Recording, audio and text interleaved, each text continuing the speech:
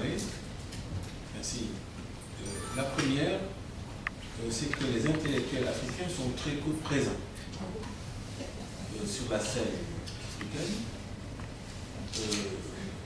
au profit des ONG, des partis politiques et des États. Nous avons donc décidé d'avoir notre propre voix au chapitre et de jouer notre partition. C'est la première chose. Ensuite,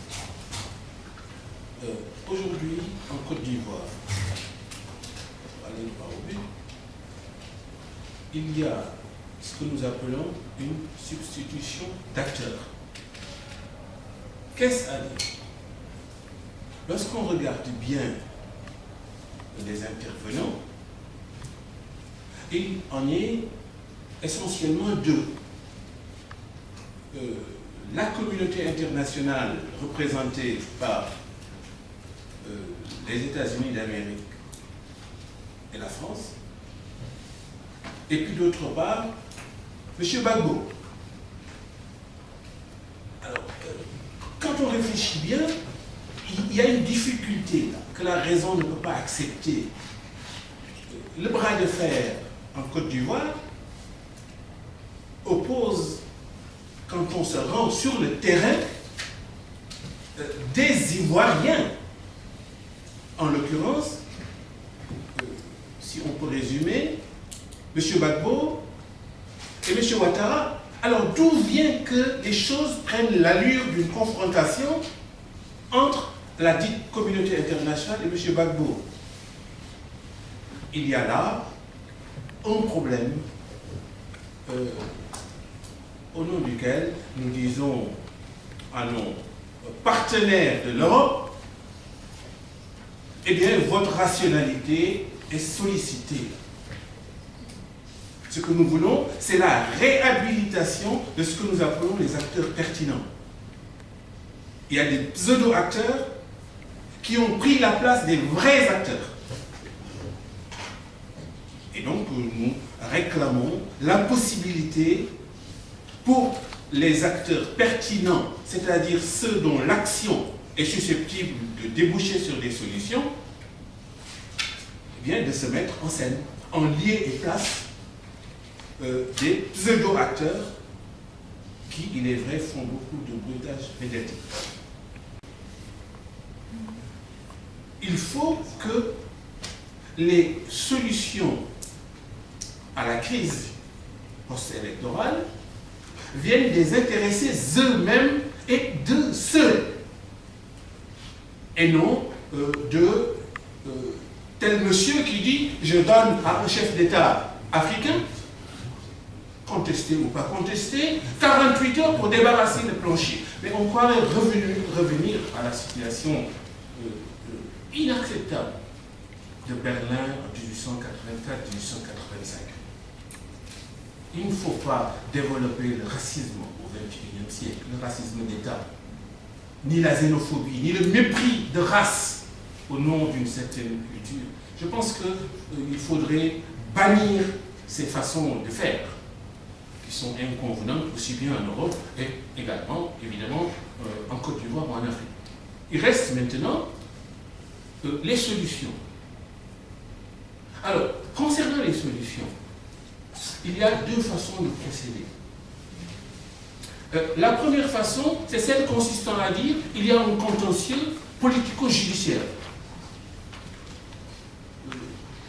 Monsieur le président de la CEI a proclamé, il n'avait pas le droit de proclamer.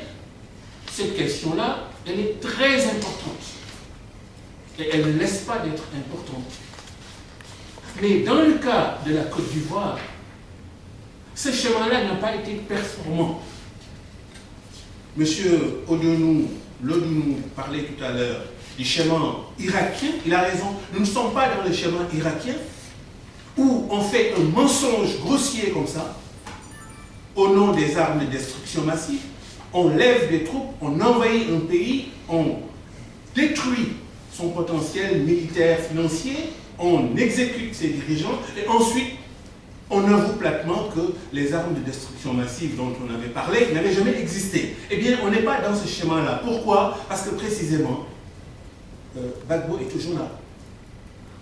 Nous aurions été dans le schéma irakien, effectivement, si M. Gbagbo, en 3 jours, avait été éjecté du pouvoir, et si, venu à Bruxelles, nous étions en train de dire que les actuels tenants du pouvoir à Abidjan ont tort, parce qu'une machination. Donc, nous sommes dans une situation particulière, où le coup a échoué à Abidjan, où les autorités sont en place, et par conséquent, il faut penser en termes de solutions diplomatiques et politiques, et non plus en termes de contentieux.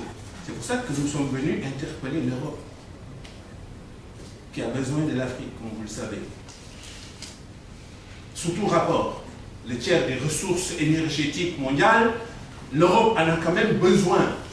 Mais nous avons besoin de la technologie de l'Europe et de beaucoup d'autres types de coopération dans le cadre, comme disait Senghor, de la construction de la terre et de l'accomplissement de l'homme. Donc je termine en disant, maintenant, pour sortir de la crise aujourd'hui, il faut que les Ivoiriens et les Africains parlent. C'est ça que nous appelons les solutions africaines à la crise.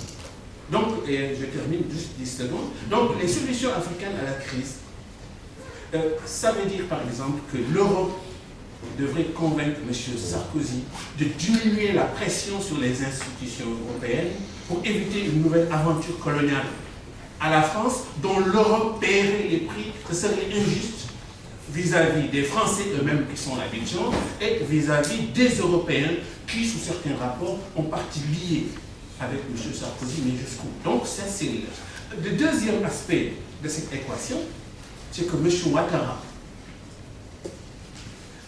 a reçu un appel, pas plus tard qu'hier soir, de la part de Gbagbo Laurent. Je crois que l'Europe et l'Afrique devraient favoriser le dialogue direct entre les Ivoiriens.